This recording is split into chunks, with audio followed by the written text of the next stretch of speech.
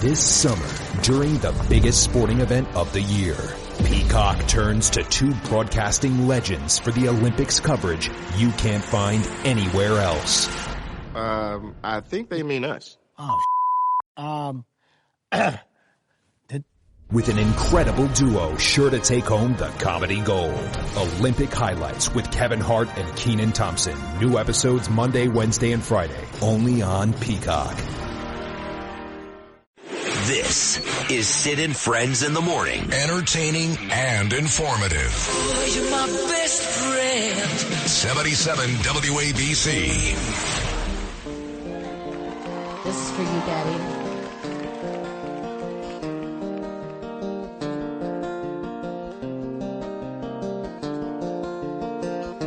I took my love and I took it down. I climbed a mountain and I turned around, and I saw my reflection in the snow-covered hills till the landslide brought me down. Oh, mirror in the sky, what is love? Can the child within my heart rise above? Can I sail through the changing ocean tides? Can I handle the seasons of my life? I don't know.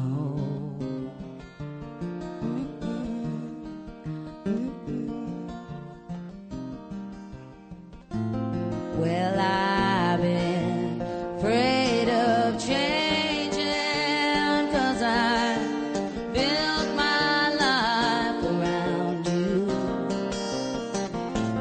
But time makes you bolder, children get older, and I'm getting older too. Man, did I love this lady. Still do. Stevie Nicks, Fleetwood Mac, Landslide at 6:51 on your Monday morning. So the two stories I spent most of this morning, 50 minutes covering so far, was the Olympics, that embarrassment. Once again, the depiction of the Last Supper on Friday night. I have not watched one Olympic event, and I won't. I just don't care. And, of course, the horrific rocket attack by Hezbollah in the northern part of Israel this weekend. And as I said at the top of the show, you know, Kamala Harris and all these Democrats tell everybody they care about Israel.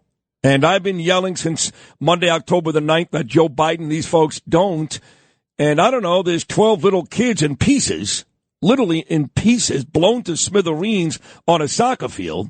And I've heard nothing from these people. I've heard Supreme Court reform. I've heard Harris tell me that Trump is no good, he's too old. But dead little kids on a soccer field, I've heard nothing.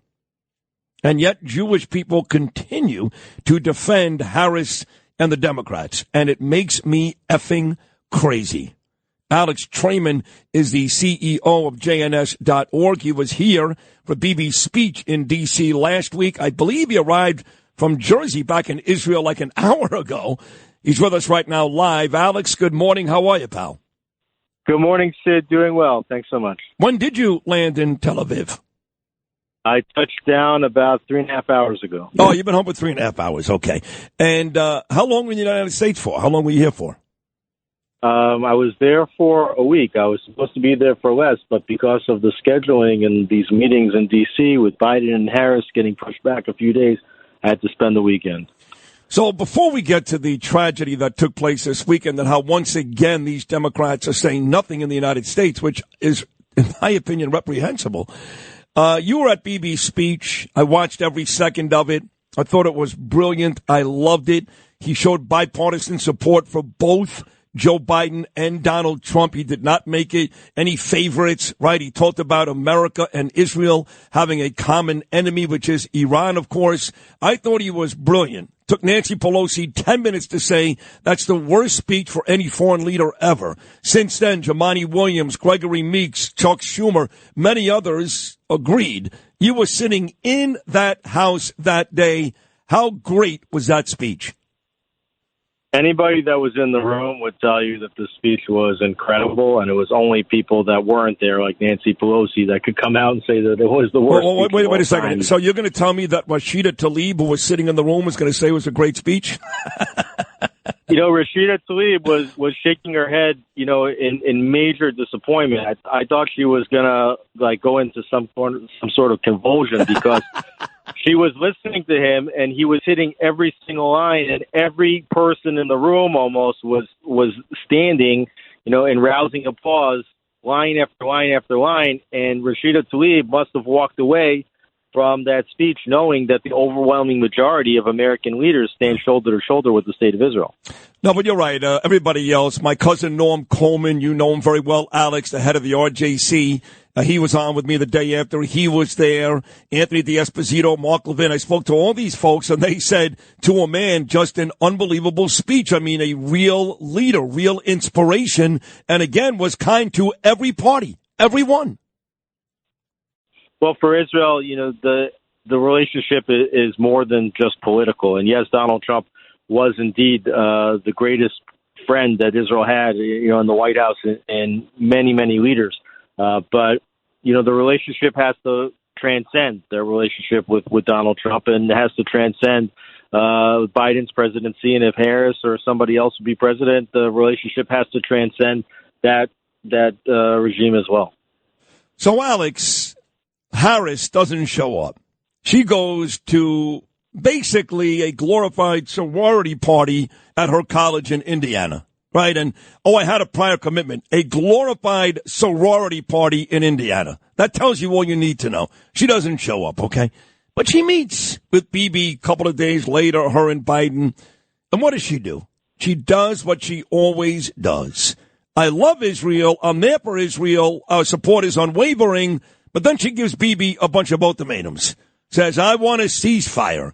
I want a two-state solution. Neither one of those things is going to happen anytime soon. Thank God. But do you believe that once again, even after speaking and her running for president, that instead of being all in, once again, she pissed off Bibi Netanyahu? Yeah, I think you have to look at all the different elements there because it was really a tour de force there in terms of giving Netanyahu the snub. That was the first time that there was a joint session of the Congress that the vice president didn't preside. One of the vice president's primary responsibilities is to preside over a joint session of Congress and to step in case there's a tie. So she specifically opted, even with a month's notice, not to rearrange her schedule so that she would not be there for the speech.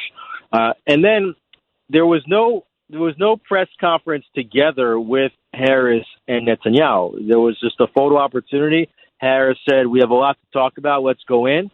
They had their meeting. Their meeting lasted about 40 minutes.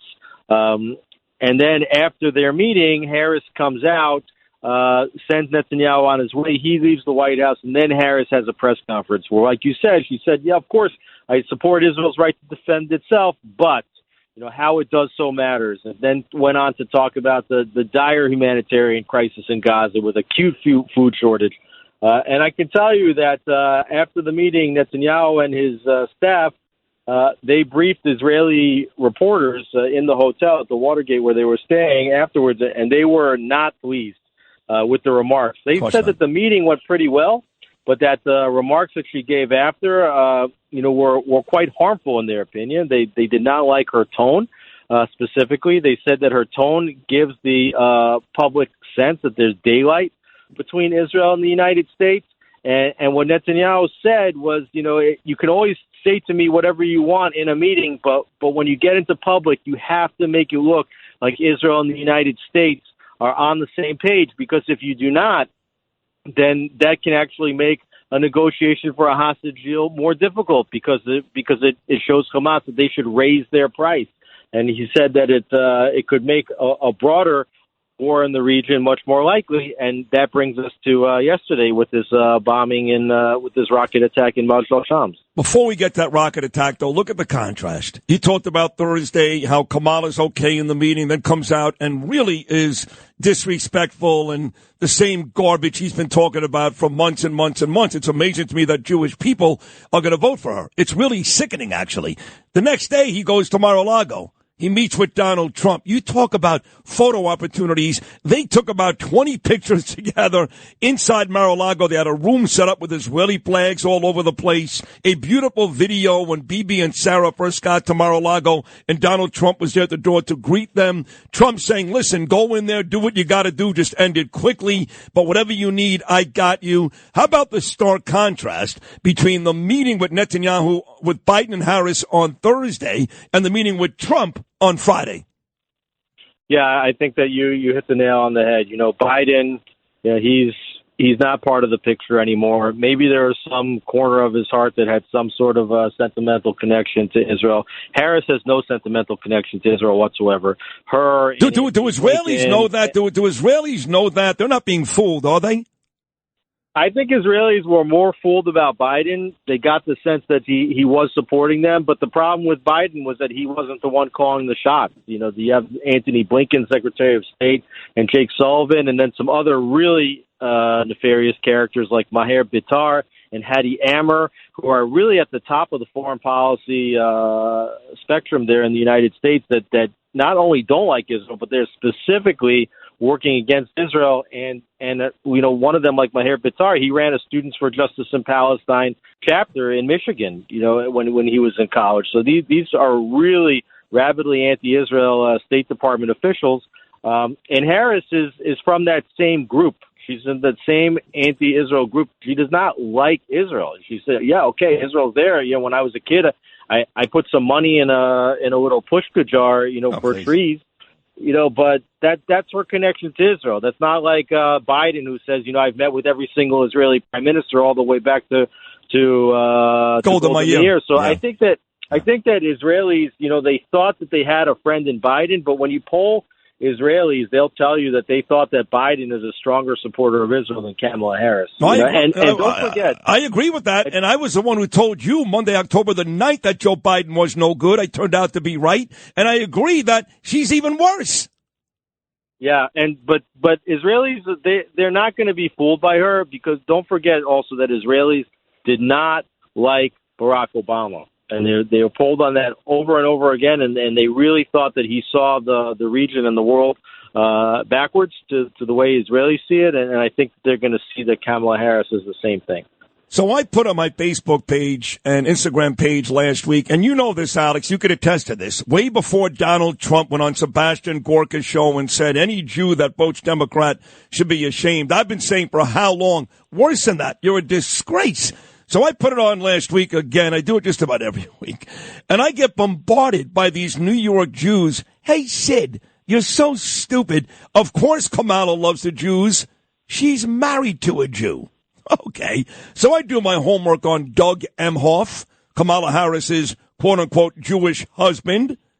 He hasn't said a damn word. This guy's about as Jewish as Bernie Sanders is. Yet, you've got New York Jews defending her because she's married to a Jew who says less about Israel than Christians do. If you look at Doug Emhoff, his daughter, you can look it up, and you'll see that his daughter, number one, doesn't identify as Jewish, and number two, has been raising money for pro-Palestinian causes, pro-Hamas causes. She's actually an anti-Israel activist. Okay, that's Doug Emhoff's daughter. And you say raising money like upwards of $80 million. This is not a little couple of bucks in a fish thing like Kamala did. This girl is a rabid animal against the Jews. Yeah, so I think that Israelis are going to be quick to understand what they're dealing with Kamala Harris. Hopefully the Jews in the United States wise up too, because man, are they stupid. A lot of them are so stupid. They're my people, so I can say it. They are stupid. This is Alex. Well, they don't put Israel at the top of their concerns. Okay, then just say that. Then just say I'm not concerned about Israel. Like Alan Dershowitz says, I'm concerned about abortion and gay marriage. Just say it then, but don't come off like you care about Israel and then say these people are good for Israel. That's ridiculous. Yeah, Dershowitz is one that actually does care about Israel. He's spoken out about it a lot. But yeah, I think that the majority of Jews in America, they're not that affiliated. and Jewish concerns, and especially Israel. They might have a place in their heart for it, but when they come to vote in November, they're not going to vote on the basis of Israel as they're one of their number one options. You're right. That's why I was so happy I convinced Lizzie Savetsky, nearly 400,000 followers, one of the most popular activists pro-Israel in the world. And she admitted on this show last week she's voting for Trump, and she has been getting eviscerated online almost every day. She texts me. She's in Israel now, crying, upset. She's losing followers. There are Jewish people saying your daughter should get raped. I mean, if I show you some of the stuff they put online because she said on this show she's voting for Trump, you'd be sick to your stomach. Yeah, that's the amazing part, is that you have all these liberals in the United States, and they act in the most illiberal way. They don't want you to have freedom of choice when you get to the voting booth, and they're supporting pro-Palestinian, pro-Hamas, which are the most illiberal, most repressive regimes, terrorist organizations in the world. So the so-called liberals, they're aligning with the terrorists, and then if you support the candidates that support Israel, which is actually one of the most fun-loving and liberal countries in the entire world, then you're some kind of like right-wing nutjob. That's exactly right, Alex Traiman. So let's get to this horrible tragedy. You know, I've seen the videos, the pictures. One little girl with her leg blown off. Her leg was still in her sneaker about 10 feet away. I guess you have to see these just to see how brutal the war is, but I have a hard time looking at these images. And my complaint this morning has basically been, where are the Democrats? I haven't heard a word. I mean, Donald Trump was at a rally in St. Cloud, Minnesota on Saturday. He and J.D. Vance, both him and Vance, came out and talked about what a horror this is, how once again Israel's the victim, you know, and I haven't heard a word from the left. Have you guys? Well, I think to me, like here, and in Israel, the bigger question is where's the IDF and where is the Israeli leadership in this? Because, you know, we've been absorbing since October 8th over 20,000 rockets fired at our northern cities.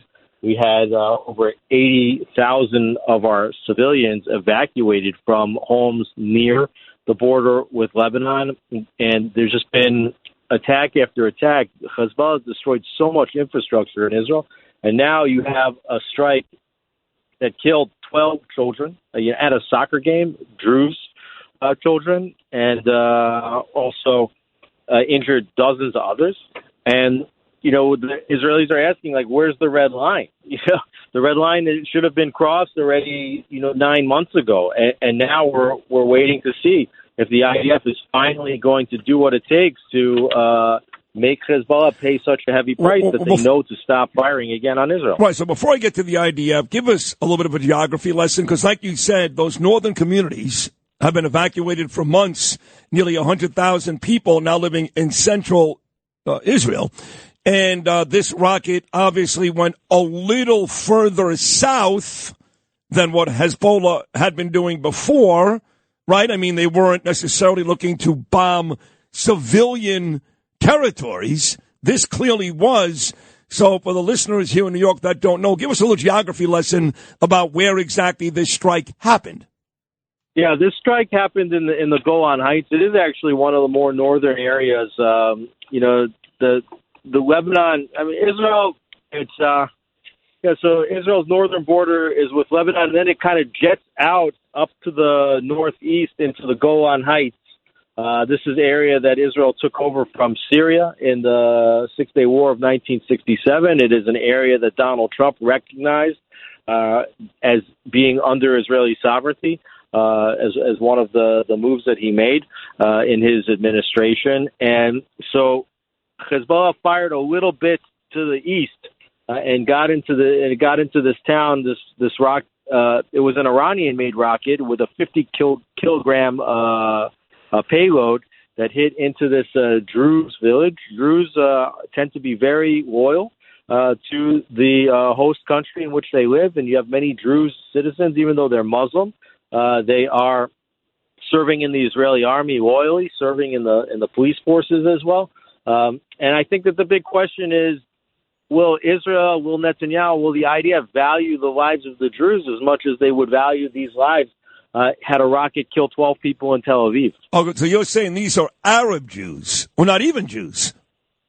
Yeah, they're Muslim, and they're called Druze. Druze, not Jews. Okay, so you believe, and so do I, that they should be treated, their lives, God rest their souls, the same way. They're Arab. They're not Muslim. It's a little bit of a different religion. They're Got Arab, but they're not Muslim. Got it. They're Arabs, that's what I thought. So now the pressure is on Bibi. Now, I know Blinken, boy, I can't stand him. I really hate Blinken. He already has warned, not suggested, warned Israel not to retaliate too much. You know, obviously, we don't want to upset these other people. But I hope, of course, that Bibi doesn't listen to anybody, whether it comes to Hamas in the south, whether it comes to the Hezbollah in the north. I want him to run roughshod. But I don't live there. You do. Do you find that most of the people that live there are okay with an all-out war at this point because you feel like you guys are just a sitting duck?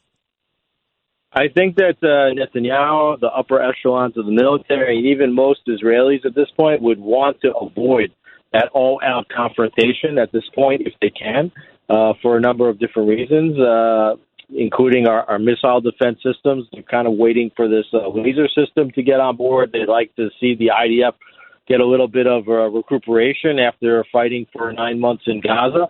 But if I'm Hezbollah and I'm looking at what's going on in the United States, seeing the lack of strong leadership at the top, not really knowing who's the president of the United States, seeing that Kamala Harris and Blinken are putting the pressure on Israel, why would I give the IDF the time to get their missile defenses in order and to rest up? It would seem to me to be a good time to strike, that Israel's vulnerable, and that might be what happens. And even if Israel wants to wait, all it takes is for Hezbollah to keep firing like they did yesterday and continue to fire. They're firing today as well. And if more and more strikes occur and more people are killed, Israel's really going to have no choice. Wow. So is it fair to say between the fighting still going on in Rafah, between the fighting still going on in parts of Judea and Samaria, and now what's happening in the north, it's fair to say the whole country of Israel, the whole country, is at war? And are you guys at this point really nervous about what the next couple of months can look like? Netanyahu's called this a seven-front war, and it was only a week ago or a week and a half ago that we got hit by a drone that was sent from Yemen. You know, back in April, we got hit with ballistic missiles that were shot directly from Iran. So yes, I know that people talk about wanting to avoid the larger regional escalation, but you know, what does it take to get to a larger regional escalation? Israel's being attacked from all sides and being forced to respond to those attacks. The question of whether Israel will put troops on the ground in Lebanon, that I think is the question, and certainly there's a lot of international pressure from the Democratic administration, Blinken, Harris, Biden, whoever, for Israel not to put troops on the ground in southern Lebanon. And if Israel would put troops on the ground in southern Lebanon, that would probably mean that Hezbollah would start to fire the serious long-range rockets that they have. It's an arsenal of over 150,000 to 200,000 rockets, many of them long-range, many of them precision-guided, as many as 2,000 of them precision-guided. So, and those missiles, correct me if I'm wrong, could hit Jerusalem. They could hit Tel Aviv, the most populated areas of Israel. And if, in fact, they send too many rockets at once, Israel really can't stop them all at once. Is that fair? That is correct. What we've seen is just them firing at these areas near to the Lebanese border, that Israel's not done a good job at stopping these weapons, stopping these missiles and rockets from hitting. And that's why they've evacuated so many of the citizens. They just can't protect them over there. So if it wasn't for all those evacuations, there probably would have been many, many more people killed, because there have been direct hits on houses and on factories and on military infrastructure as well. Add Erdogan and Turkey to the list of countries that want us all dead. I know you know that, but that came out this week, and you saw that. Erdogan said this week that he would consider attacking Israel as well. So it could very well be an all-out war. He's got to wait for his check to Mayor Eric Adams to clear first, and then he's going to come attack Israel. Anyway, that's alleged. My man, Alex Traiman, thank you so much. I'm glad you were here for BB's speech. Glad you got home safely. And don't forget now, Alex, Friday night, October 11th, Shabbos dinner at your house. Looking forward, Sid. Me too, pal. Alex Traiman, JNS.org. It just gets scarier in Israel, and the Democrats don't care.